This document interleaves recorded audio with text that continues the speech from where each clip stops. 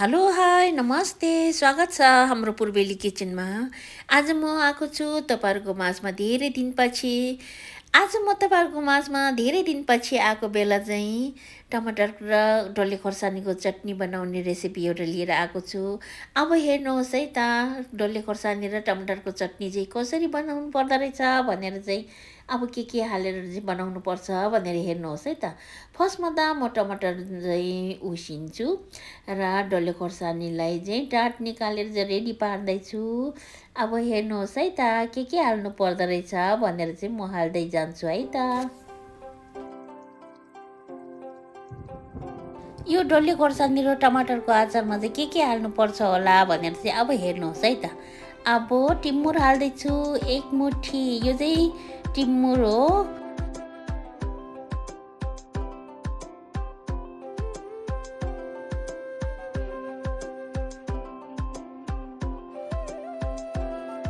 मैले खोर्सानी र टिमुर पनि हालिसकेँ। अब नुन पनि हालिदिउँ है त्यो माथि नै।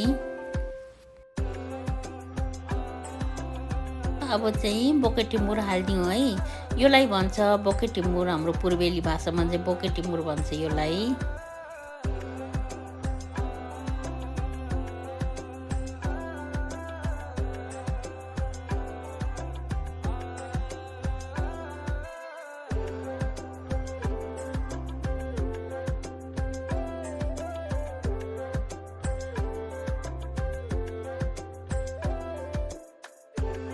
अब टमाटर पनि केलाएर चाहिँ रेडी पारिसकेँ र अब चाहिँ खोर्सानी र त्यो टिमुरको धुलो माथि चाहिँ मैले यो टमाटर चाहिँ हाल्नु जाँदैछु। अब टमाटर चाहिँ हालेपछि चाहिँ मजाले फिटिदिने, मजाले मिक्सर गरिदिने। अनि त्यहाँदेखि चाहिँ मैले लसुन पोलेर रेडी पारेको छु, त्यो लसुनलाई पनि हालिदिउँ है त एकछिनपछि।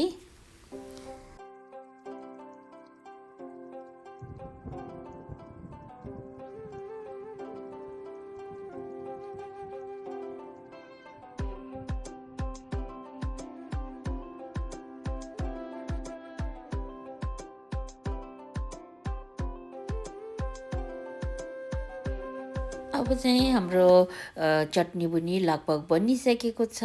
अब चाहिँ म यो पोलेको लसुनलाई हाल्न जान्दैछु। फेरि एकचोटि लसुन हालेपछि मजाले फिटिदिने। यदि तपाईँहरूले पनि अचारमा लसुन हालेर खानुहुन्छ भने चाहिँ अलिकति पोलेर हाल्नुहोस् र पोलेर हाल्यो भने चाहिँ त्यो काँचो ठुस्स गनाउँदैन र पोलेर हालेको लसुन चाहिँ खाँदा पनि एकदमै टेस्टी हुन्छ र बास्ना पनि मिठो आउँछ। तपाईँहरूले पनि आफ्नो किचनमा यसरी नै मनपर्ने चटनीहरू बनाएर राख्न सक्नुहुन्छ। एकदमै सजिलो रेसिपी लिएर आएको छु मैले। तपाईँहरू यदि मेरो भिडियो हेर्नुहुने नयाँ हुनुहुन्छ भने चाहिँ स्वागत छ हाम्रो पूर्वेली किचनमा।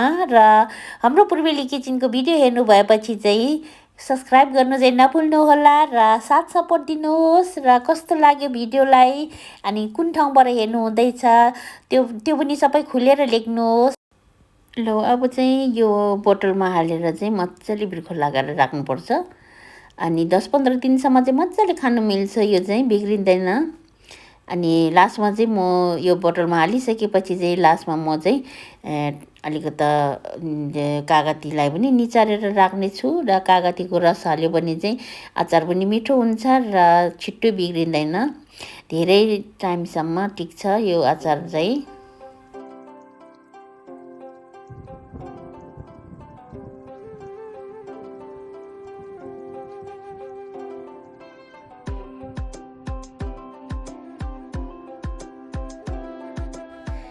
यो मैले कागती पनि हालिसकेको छु। अब चाहिँ मजाले चलाइदिने। कागती चाहिँ तातोमा चाहिँ हाल्नु हुँदैन, अलिकति सेलाइसकेपछि नि हाल्ने। अब मैले चलाएर रेडी पारेको छु। अब मुखहरू मजाले पुछेर अनि बिर्को लगाएर चाहिँ फ्रिजमा राखिदिने। यो 10-15 दिनसम्म मजाले खानु मिल्छ। लो साथीहरू, टमाटर र डल्ले खोर्सानीको चटनी पनि रेडी भइसक्यो। मैले बोतलमा प्याक गरिसकेको छु र मैले कस्तो भएको छ होला भनेर चाहिँ चाखेँ। र टिमुर, बोके टिमुर, डल्ले खोर्सानी, टमाटर पोलेको लसुनको टेस्ट एकदमै नुन खोर्सानी एकदमै टक्क भएको छ र तपाईँहरूले पनि यसरी नै बनाएर खानुहुन्छ ल भन्ने आशा लिँदै आजको लागि बिदा लिन चाहन्छु। बाई अनि अर्को भिडियोमा फेरि भेट्नेछौँ।